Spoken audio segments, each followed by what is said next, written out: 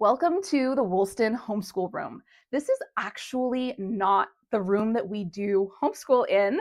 This is our room that we call the quiet room. We come here to work on independent projects, sometimes to read quietly. For me making this video with you, I need a little bit of peace and quiet, so I came into this room. This is our place to escape the noise of the rest of the house.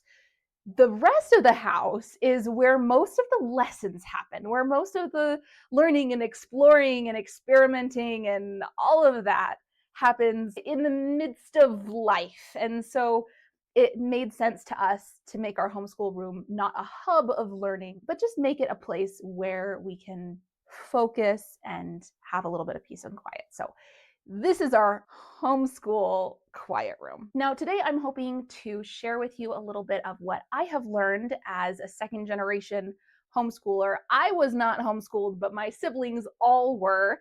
I have witnessed homeschool happening in not just my own home, but my parents as well. And I have met a lot of different people doing different styles of learning. So I've gleaned a little bit here and there, and I hope that I can teach you a little bit of what I've been able to benefit from being in the position that I am in. I've developed a method to keep track of my homeschool lesson plans and routines all in one place in a way that's still flexible, that allows daily life to happen without me needing to go back and update my planner at the end of the day and say, all of this is going to tomorrow and we're going to rearrange this and do that. I don't have to do that big planning session because of the prep work that I've done here. And I promise I will talk about my box, but editing Gremlin at 5:30 in the morning does not want to let it go. That I mentioned being flexible in the downward direction and not being flexible in the upward direction.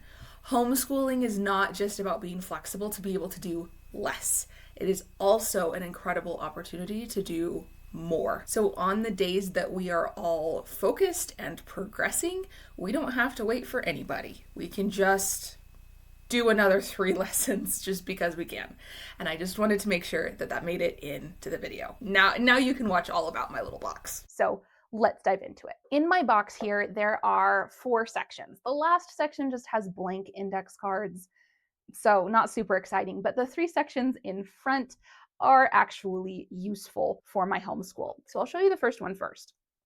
This is our routine for getting started. We get started in a predictable way every day. At 10 o'clock, I put on Vivaldi's Seasons. I start with summer because right now it's summertime and I think that that's cute. It's also a very energetic song, so it gets them moving. Whoever gets to our learning spot first, that's like just off of our living room, whoever gets there first gets to choose a song that we all sing together as like a silly thing to do together. They get to lead it with a chopstick, however they want to do it. And then we have a prayer together. Then the rest of it, we pick and choose from this little list down here. So we have 1, 2, 3 things that are non-negotiable.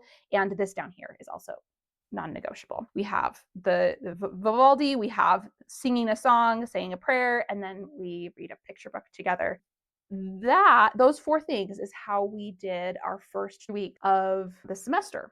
As the semester progresses and everybody warms up, we add in additional things. So the first thing we added in was lessons, actually doing lessons after we started homeschool for the day, not just reading stories. And then practicing our memorization is something that we're actually going to start on Monday. We did it last semester and the semester before, but it just is nice to have a slow, easy start and to have something to fall back on when we're having a rough day or something comes up and we need to shorten our homeschool. So we already know in advance what we're going to cut out and what we can move around and make smaller.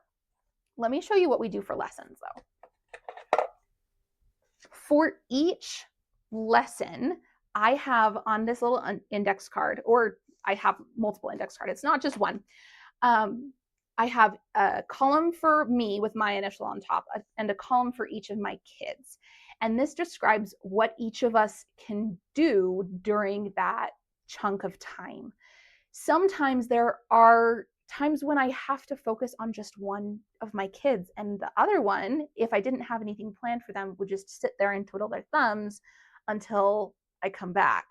So I have something planned for each kid, even if they're not all getting the one-on-one attention in that moment. So, for example, this one is our gospel study. And in my column, I have storytelling because I'm going to tell the Bible story. And then I have that I am guiding them as they do a coloring page or a tip in for their Bible. They can do whatever activity that we've planned for that day. Well, that has my child's name on it. I'm not going to show that one to you. But during my second child's math, we have one-on-one time, and I help her with her lesson and with her practice. I was going to say her name. Older child A, is cooking lunch during that time because she's old enough to cook lunch independently. We have times where the kids are watching a science video on YouTube or on DVD, and my job is to do the planning and preparing for the upcoming lessons for the next week or so. 2 weeks usually is what I plan for, because once I'm in planning mode, I just get excited. I just want to keep going. So our units are usually about 2 weeks long, and it gets really fun around here. So these are all examples of lesson chunks of time that we use for direct learning and practice. Over here is our memory. So we have scripture verses and general founding of America quotes and just things that are great to memorize on little index cards because I had them in a little index box last year. We have each one on its own card, and the ones that are daily practice are, well, practiced daily. whenever we are doing memory as part of our homeschool like flow in the morning, these are the ones that we flip through. We flip through as many as we have energy for. Sometimes it's 3 or 5 or all of them. And then once the kids pretty well have them memorized, we start putting them in our weekly rotation. So this is weekly-ish, but we just count up however many are in the weekly thing and divide it up over the number of days in a week and just do that many. Or what we've done in the past as well is we've just done the weekly ones on Mondays, and then the other ones we've just done the rest of the week. So really easy, really flexible. And like I said, we do these most days, not every day. So now I want you to see how I organize my planner. I splurged this year and I got a homeschool planner specifically so that I could be organized like all of the other people I see are organized. Now I'm realizing I'm just organized in my own way, and that's okay. I would say that I could probably use just a blank notebook just as well as I could use a planner, which is great. That's cheaper for next year. But for now, I have this really expensive notebook that I'll just adapt to suit my needs. So what I did at the beginning of the semester, well, in the getting ready week, the first week after the 4th of July, is that I sat down with each kid and just casually asked them the kinds of things that they're interested in, that they're curious about, that they want to learn more about. And I wrote down all of that in a giant list. So I have a list of current interests. I also filled in my ideas of what I've observed them being interested in, even if they couldn't quite remember in the moment. And I asked my husband what he's observed. So this is a massive list of things that child A has been interested in over the past few months.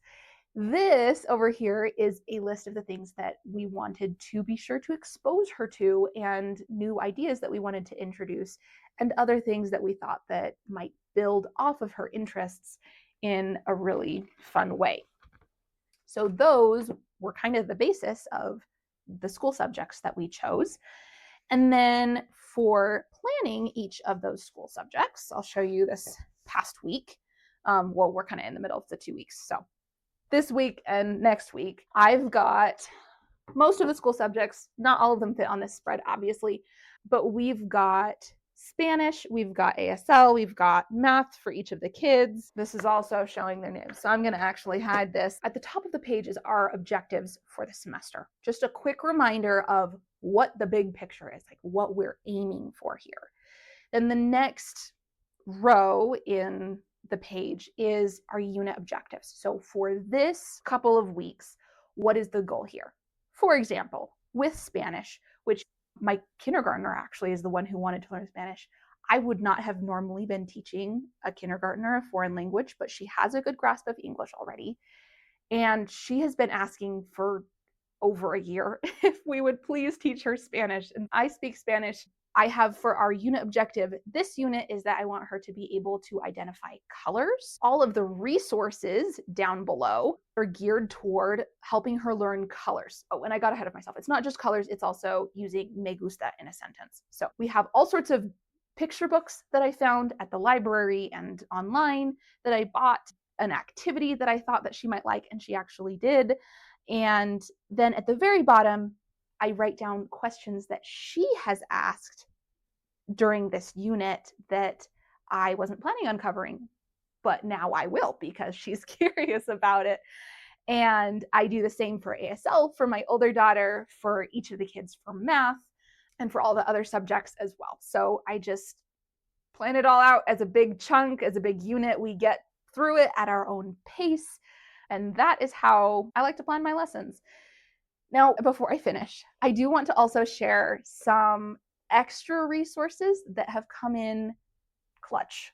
Like they have been amazing. I hope people younger than me still use the word clutch. So, first off is Well Educated Heart. Now, Well Educated Heart has a few different branches, like a few different arms. Well Educated Heart is kind of the umbrella for everything. The next one is Mothers of Influence. So if you are curious about Well Educated Heart and the learning style and their focus and philosophy, you can join a Mothers of Influence group that meets in person and just chat about mom things and homeschooling things and learn more. The third thing is Libraries of Hope, which has free PDFs of out of print books and also has them available for print on demand. So that's really cool. And then the last is Belle at Home, which is an at-home co-op, which was super helpful for our first few months when I was still finding my footing, figuring out what I wanted to do. They have music classes and storytelling and art classes and history and culture, and it's a huge variety of really lovely things. And the thing that I think my kids have gained the most from Well Educated Heart is compassion and humanity, realizing that people are people all over the world and cultures are different, but our humanity is the same. So as we explore different styles of music and different art forms and different languages, I think that this might be why both of the kids are wanting, like asking, begging me to learn different languages, even though that's a little bit of a stretch for me and something that I'm willing to study alongside them and offer them, because I just think that's really cool. The other resource that is here, this is just a portion of the program. I got this on Facebook Marketplace because we are local to University of Utah, but they have all of this free on the University of Utah Reading Clinic website. And what I love about it's called Early Steps and Next Steps. What I love about it is it's basically gamifying phonics, making it fun, making it interesting. It's just novel. It's always something new. So I highly recommend this program. And if you want a deep dive, I'm happy to go into it. They have a YouTube channel as well, but it's kind of fragmented. So to put it all together, you almost need somebody who already knows how to do it to put it together for you. So we have out there picture sorts where they're sorting by the first phoneme of the word, the first sound that the word makes. We've got stuff like not just onset and vowel, but also vowel patterns. So like O and the last consonant, or O consonant E, or ending with OR. So anyway, it covers everything. That was a super teeny tiny overview, and I'm sorry if I went too fast. I just wanted to tell you how awesome it is. And I will link both of these, the University of Utah Reading Clinic and also the Well Educated Heart resources, as well as some of our favorite tried and true YouTube channels for science. So with that covers history, that covers phonics, storytelling, art, music, nature, poetry. I think the one thing I forgot to explain is math. I'm going to be honest, math is my favorite subject. And so I kind of ad lib a little bit. But if I had to choose a curriculum, I would choose Math-UC. This pretty much parallels what I was already doing. I got this textbook because I was worried that I was not doing enough. And so I just got it secondhand. Most of my homeschool stuff is secondhand, and flipped through it. And I was like, oh, yeah, we're already like halfway done, and it's not even first grade yet. So we're doing fine. But yeah, it explains it in a really hands-on way, and you can use manipulatives. Would you like to see my manipulatives? I'll show you. So this is what we use when we are needing things to put our hands on. We've got them separated by color because I like that personally. And we've got these little counting things. We also used these for Spanish this week, so those are fun. We've got these little cubes that stick together. They're better for like when we need to work with 2 chunks of numbers at a time, we can just stick them together and they stay. They have a set of manipulatives that's recommended in the textbook that you can just get, that you know are going to be part of the lessons. But we're a family that likes to have fun with math, so that's what we do. And then down at the bottom, we keep dollars, we keep coins. So I'm going to teach them how to count money this year.